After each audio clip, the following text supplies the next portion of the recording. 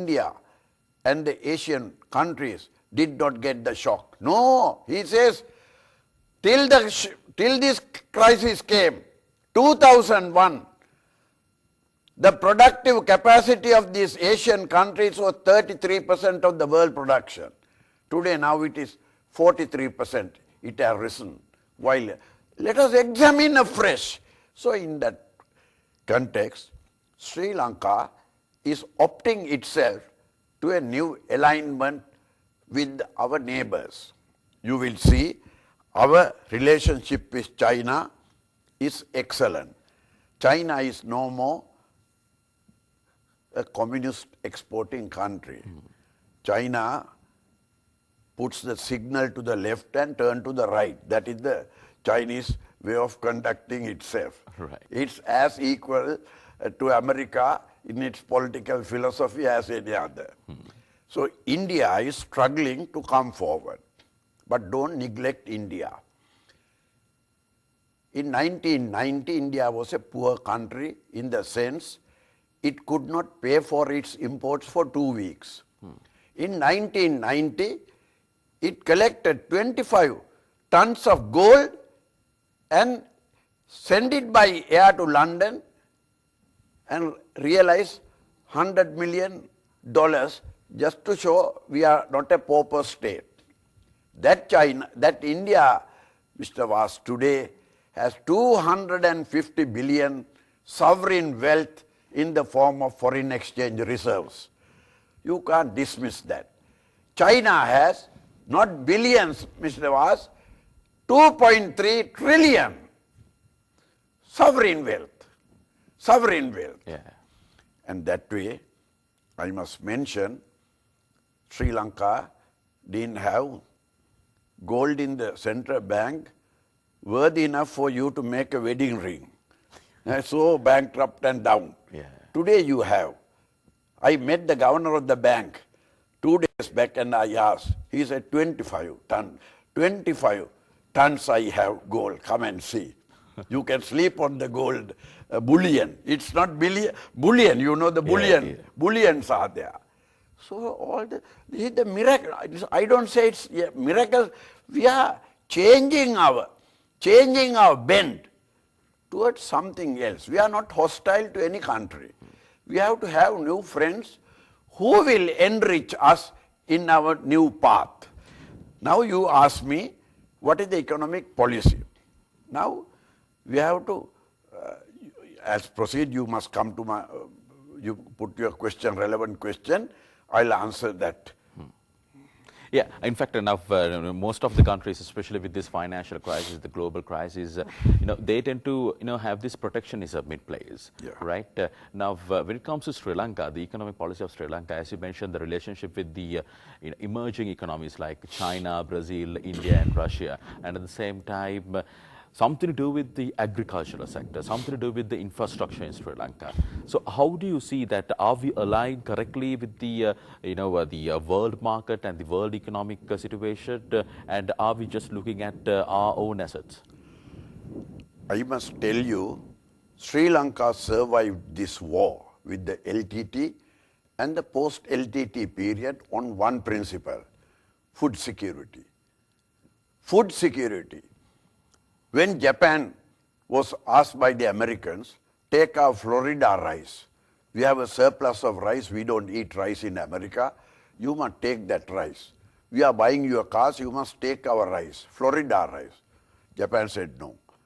Rice is our staple diet. And food security is a venerated principle of our history. Korea, South Korea also said the same thing. Food is our sacred safety of food security is our principle. They didn't admit, though they are friends of America. They said this is a principal thing. In the same way, I must congratulate the farmers and the agriculture sector of this country. In spite of all the war, our country started expanding. Now today, I very proudly say we are a surplus country. Mr. Vas, when India became independent, first speech Mr. Jawaharlal Nehru as Prime Minister made in the Parliament was, anything can stop in India, anything can be postponed in India, not agriculture. Other than agriculture, you postpone anything. And that agriculture jumped a leapfrog, and 20 years' time, it increased the production of agriculture by fourfold. And 25 years, India was a surplus country. Yeah. Surplus country. I must proudly tell you, in 1998, Indian Finance Minister in the Parliament announced, what is the largest income we get from the Indian agriculture and farm? He answered himself, it is not paddy, it is not wheat, it is not sugarcane, it is milk. Milk, 88,000 crores. In Indian language, crores. Then next paddy comes, 68,000. You see the difference. Then the wheat, 40,000. 40,000.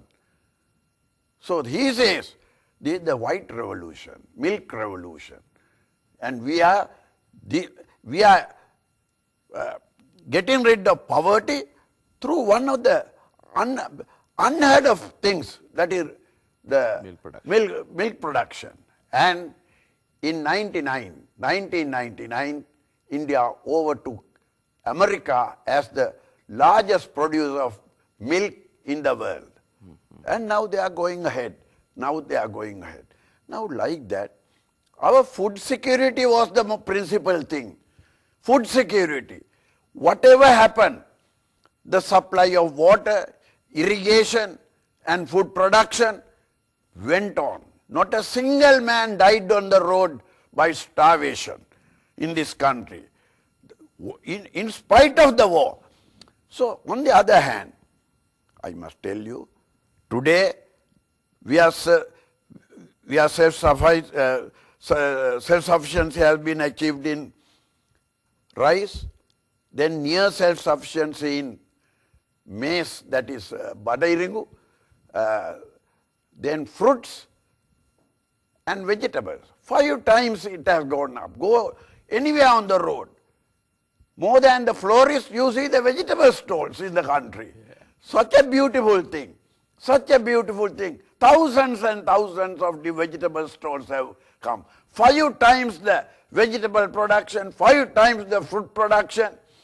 You have never seen as a baby what is called a dragon fruit. Now dragon fruit is everywhere. About 200 to 300 rupees. Yeah. New fruits have come. New pala, the vegetable leaves have come. For the last 15 years, Mr. Vas, before my dinner or lunch, I munched down a gotukola mitiya, huge one, and then I eat after that. For 15 years, gotukola is brain, gotukola is memory. 85% of the memory is generated by gotukola. This is a magic. This is a magic one. So there's another unforeseen economy come into existence. Unforeseen economy come into existence. You never saw as a child the panikomadu, what do you call that?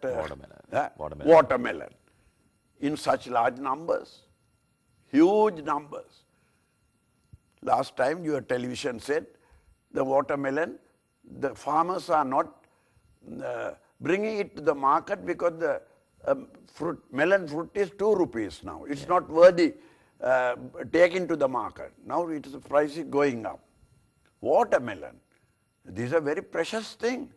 So like that, little by little things are happening. Not in the traditional thing. On the other hand, I must tell you, our tea production has vastly improved.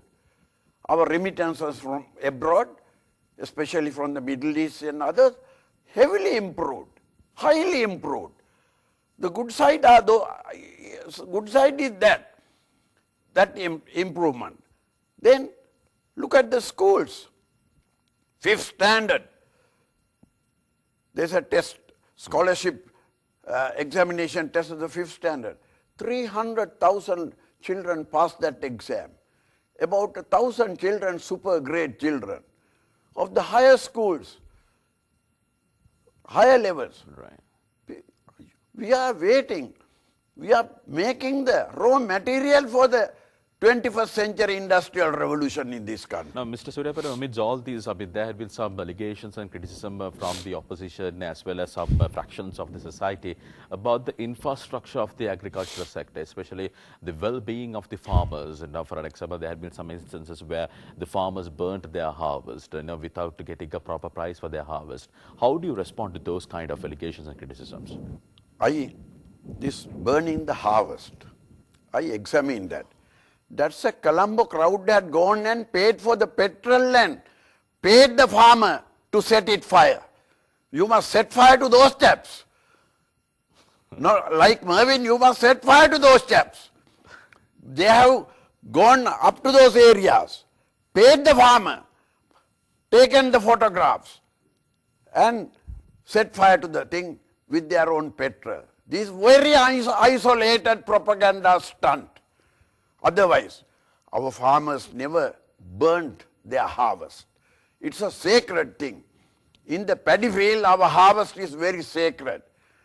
Some outsider had gone and an equally anti-national media had spotlighted this. That is their principal job. Mudslinging on the nation. But otherwise, you go around the country, tanks are full, reservoirs are full, electricity is coming, and we are having a bumper crop never seen in this country, and 200,000 tons of rice we are exporting to East African countries. So, who can say our agricultural infrastructure is wrong? It has come up. Please go to Kalpitia. Please go to Mannar. Please go to Jaffna town. See what you get in the market. This is not the wealth that was there last year. It is coming. It is coming in large numbers.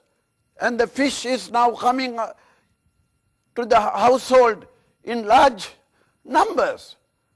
So I must say, the agricultural sector, then the fishing sector, they are responding very nobly, and the market is taking its own duty, and market is running that country. Yeah. Of course, this is an urban opposition, must oppose, no. That's a tradition of opposing. Right. Anything you give, opposition must, but I must say, some honorable people in the opposition, they admit there is something happening. They admit something has changed. And the noblest thing is, Mahinda Rajapaksa administration has not kept the people of this country in the dark for 1 hour in spite of the war.